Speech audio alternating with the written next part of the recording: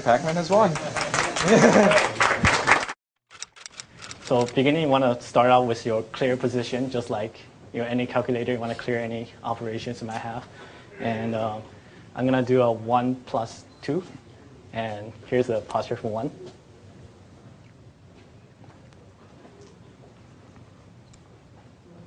And it should be registering shortly. And then after each posture, you want to do a little dance in between just to loosen up a bit and be prepared for the next action. And here's a symbol for plus. And lastly, here's a symbol for 2.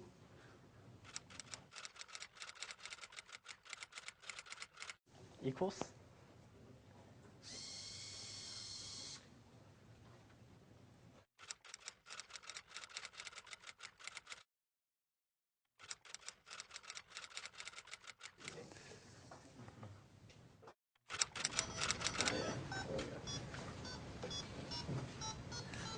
The song is just to display the concurrency also. We can do everything while playing the Mario theme. And you notice how it's not driving smoothly, and the corrective steering is going on. One of the reasons why it's not actually driving completely smoothly is we're actually, the sensors, because we're smoothing out so much data through the sensors, I guess, we're actually trying to pull it more often, so we just stop every once in a while, let it pull to smooth out the data. And here you'll see the wiggle function actually as it tries to get closer and closer to the spot. And if that brick there were more firm, you can notice it gets closer and closer in. So a lot of, I guess, what really just parking is just a lot of calibration, a lot of little things, and it ultimately just requires a lot of just keeping at it. So that's parallel.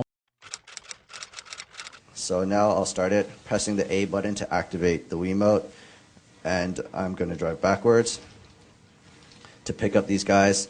Normally I could pick them up in any direction, but because there's a lot of light coming out of the blinds, I can't. And so I'm going to just reset this and activate it. Okay, that was kind of cheap, but it works. It picks them up. So he's following. It's much more difficult here because there's really a lot of noise, and so he's turning randomly. So if you want to, we can show you a video later. But the goal is to back this guy up by aligning them in a straight line so that I can go and pick up the guy behind. Okay.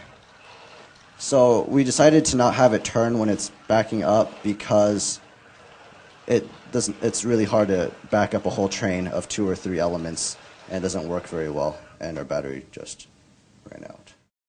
This here is the thief robot, and then there's the hunter. The thief is going to try to enter each of the target areas before the hunter apprehends the thief.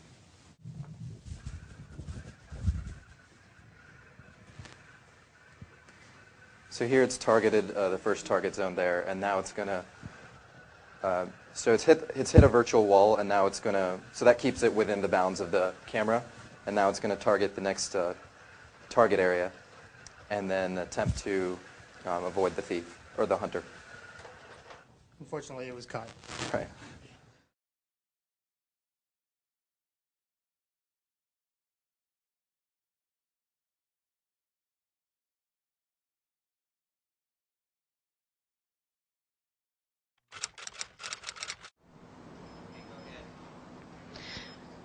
So right now Keaton's upping the throttle and starting the helicopter up.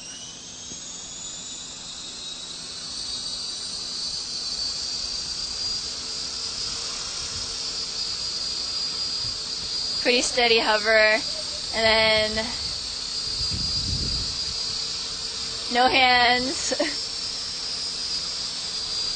There's a bit of wind right now, which is causing a bit of oscillation. And no hands, so it's flying on its own autonomously.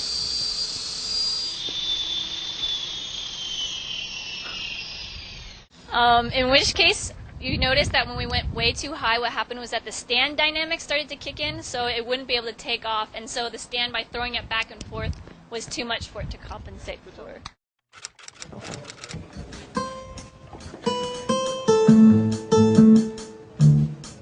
And if you don't hear anything, it means you're missing the notes. It's pretty hard.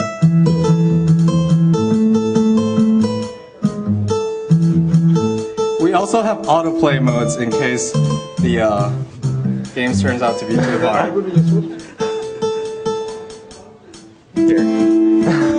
I'm pretty bad at this game, so.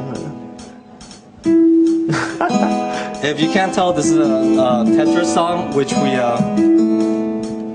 pass through a tool-used MIDI-CS, called MIDI-CS.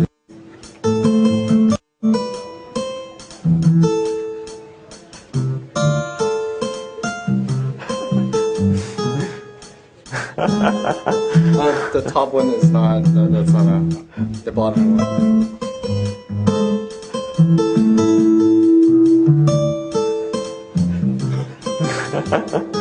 All guys. Yeah, and it shows you your score. 51, 204, 25%. 36. Yes. Got it.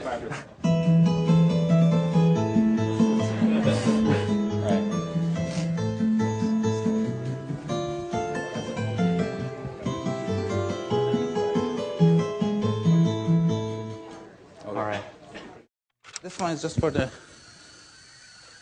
mapping. So as this one spins around, you'll see the dots, the square dots appear on the map where it sees the objects in front of it.